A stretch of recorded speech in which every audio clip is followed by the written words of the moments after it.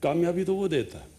تو یہ جو آپ نے ابھی بڑی اچھی باتیں کی کہ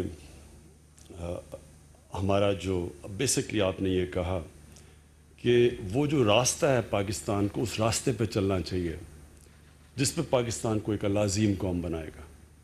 ہم وہ راستہ ڈھونڈ رہے ہیں, وہ راستہ جو کہ قائد اعظم جس کی بات کرتے تھے, جو علامہ اقبال جس کی خواب دیکھتے رہے, وہ جو راستہ تھا اس راستے سے ہم بڑی دور نکل گئے. اور اس کی ایک بہت بڑی وجہ ہے کہ ہمیں ایک بڑی جلدی 15-20 سال کے بعد ایک ڈپینڈنسی سنڈرم آ گیا کہ ہمیں اپنے اوپر کانفیڈنس چلا گیا. ہمیں ایک کلونیلزم کا جو ایک بہت کلونیلزم تو ہے ہی تباہی ایک قوم کے لیے, کیونکہ ان کے اندر سیلف ورتھ کانفیڈنس ختم کر دیتی ہے. لیکن جو انہوں نے ہمیں ڈپینڈنسی سنڈرم پہ لگا دیا کہ ہم ایک غلام ذہنیت کے لوگ ہیں, جو بھی ترقی کرتی ہے تو وہ مغرب کرتی ہے اور ہم ان کی بس اسے سیکھتے ہیں, یعنی ہم اچھے غلام بن جائیں. میں جب پہلی دفعہ, میں صرف آپ کو یہ مائنڈ سیٹ کی بات بتانا چاہتا ہوں کہ میں جب پہلی دفعہ انگلینڈ کرکٹ کھیلنے گیا پاکستان ٹیم کے ساتھ, تو میرے سینئر پلیئرز جو تھے, میں تو 18 سال کا تھا, میں بڑی خواب لے کے گیا ہوا, تو میرے سینئر پلیئرز نے مجھے کہا کہ اگر ہم انگریز سے عزت سے ہار جائیں تو یہی ہماری کامیابی ہے. یعنی وہ اتنا ایک کمپلیکس تھا کہ ہم ان سے جیت ہی نہیں سکتے. یہی مائنڈ سیٹ ہے ہر جگہ پہ. کیوں نہیں ہم اپنے سائنٹسٹ پروڈیوس کرتے, کیوں نہیں ہم اپنی چیزیں ایجاد کرتے, کیوں نہیں ہم کسی فیلڈ میں اپنے پیٹنٹس بناتے. جس طرح یہ مائکروسافٹ ہے یا یہ فیس بک ہے, یہ ان کی میں ورتھ دیکھ رہا ہوں, ہمارا سارا بجٹ سال کا 40-50 ارب ڈالر ہوگا, 60 ارب ڈالر ہوگا. اس کی ایک کمپنی کی ورتھ 2000 ارب ڈالر ہے. کیونکہ جو آپ نے بات کی کہ وہ ٹیکنالوجی انوویشن اس طرف نکل گئے ہیں, اور ہم ایک بس جو وہاں سے ہمیں چیز آتی ہے, ہم کاپیز بن گئے ہیں, ہم کاپی کرتے ہیں. تو یہ جو خواب تھی آپ نے ڈاکٹر صاحب, مجھے بہت پہلے میں ابھی ہمیں گورنمنٹ نہیں ملی تھی کے پی میں, تب سے آپ وہ بات کرتے تھے کہ یہاں ہمیں سیٹ اپ کرنی ہے جوائنٹ کولیبریشن سے باہر 8 یا 9 یونیورسٹیز کوالٹی کی. مجھے یاد ہے یہ بھی آپ کہتے تھے, اور آپ نے پھر ٹھیک کہا کہ پھر پیپلز پارٹی کی گورنمنٹ آ گئی اور پھر کہتے ہیں دا ریسٹ از ہسٹری. تو اب ہے ٹائم کہ ہم اسی راستے پہ جائیں جس راستے پہ پاکستان کو آتے ساتھ ہی جانا چاہیے تھا جب ہمارا ملک بنا. اور بدقسمتی سے ہمارے جو قائد اعظم تھے وہ زیادہ دیر زندہ نہ رہ سکے, کیونکہ مجھے پورا کانفیڈنس ہے جو ان کی سوچ تھی انہوں نے ہمیں اس راستے پہ لگا دینا تھا. وہ راستہ ہے اب کہ پاکستان اب اپنا راستہ بنائے, ہم اپنے ذہنوں کو آزاد کریں کہ ہم کوئی اچھے غلام نہیں بننا چاہتے, ہم ایجاد کرنا چاہتے ہیں, ہم نیا راستہ ڈھونڈنا چاہتے ہیں, اپنا راستہ. اور وہ آئے گا سائنس اور ٹیکنالوجی سے, نالج اکانومی سے, وہ تعلیم سے آئے گا. ہماری دو بڑی ایڈوانٹیجز ہیں. ایک کہ ہمارا دنیا میں سیکنڈ ینگسٹ پاپولیشن ہے, ایک ینگ آبادی ہے. دوسرا ہمارے پاس بڑا ٹیلنٹ ہے. جس طرح ڈاکٹر صاحب نے کہا کہ جب آپ دیکھتے ہیں ہمارے او لیولز اور اے لیولز میں بچوں کی پرفارمنس, تو اس دنیا میں کمپیٹ کرتے ہیں. اسی طرح امریکہ میں دیکھ رہا تھا کہ جو پاکستانی امریکن پاپولیشن ہے وہ ٹاپ 3-4 ایکیڈیمکلی جو ٹاپ پہ جو ایتھنک مائنورٹیز ہیں ان کے ٹاپ کے اوپر پاکستانی 3-4 ان ایتھنک مائنورٹیز میں سے. تو اس کے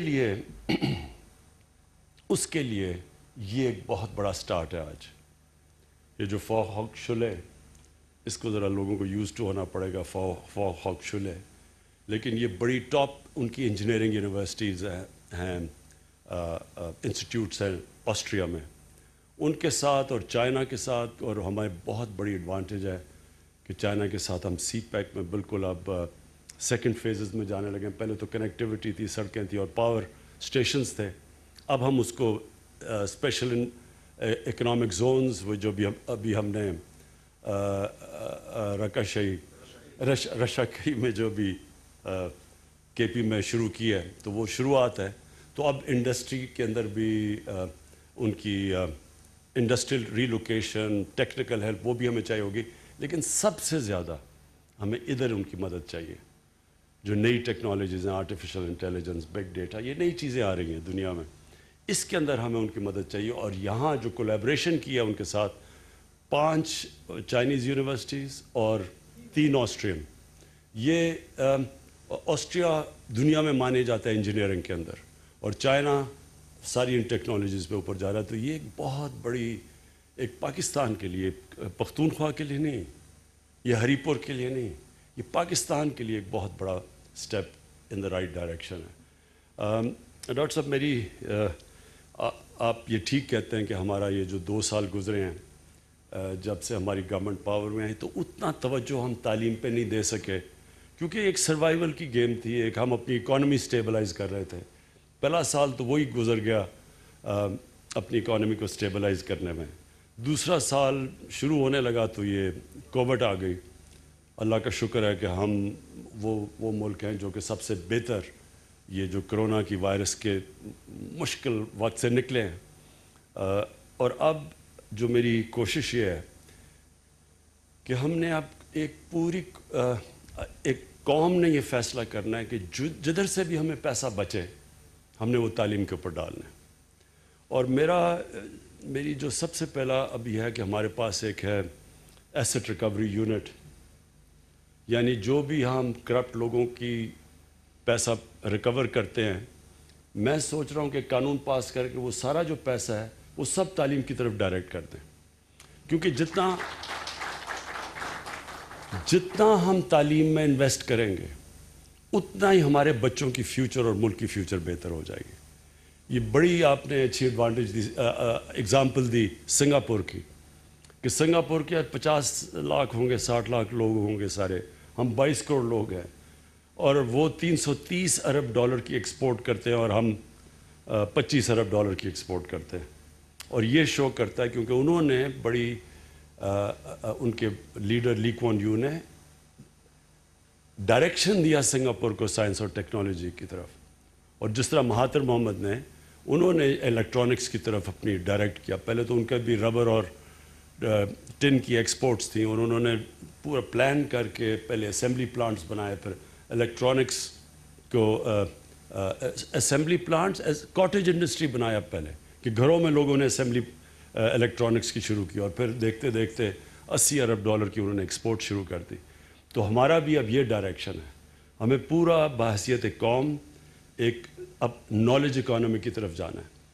اور وہ یہ جو آج یہ انسٹیٹیوٹ، اور مجھے بڑی خوشی ہے اس کی، کیونکہ ہمیں اس میں پختونخوا کی گورنمنٹ نے پوری طرح کوآپریٹ کیا. میں تو کوچ تھا، کیپٹن تو نہیں تھا اس وقت، کیونکہ چیف منسٹر سے ہمیں کنونس کر رہا تھا، اور پرویز خٹک نے پوری طرح ساتھ ہمارے ملے، کیونکہ مشکل ہوتا ہے، اتنے زیادہ پہلی بجٹ چھوٹے ہوتے ہیں، اس بجٹس میں سے اتنی زیادہ ڈیمانڈز ہوتی ہیں، اور پھر لوگ جو پولیٹیکل گورنمنٹس ہوتی ہیں وہ کوشش کرتی ہیں کہ جو بھی چیز بنے تو 5 سال ان کے سے پہلے بن جائے، تاکہ وہ الیکشن سے پہلے بنے اور وہ پھر اس کو دکھا کے تو اگلا الیکشن جیت سکے.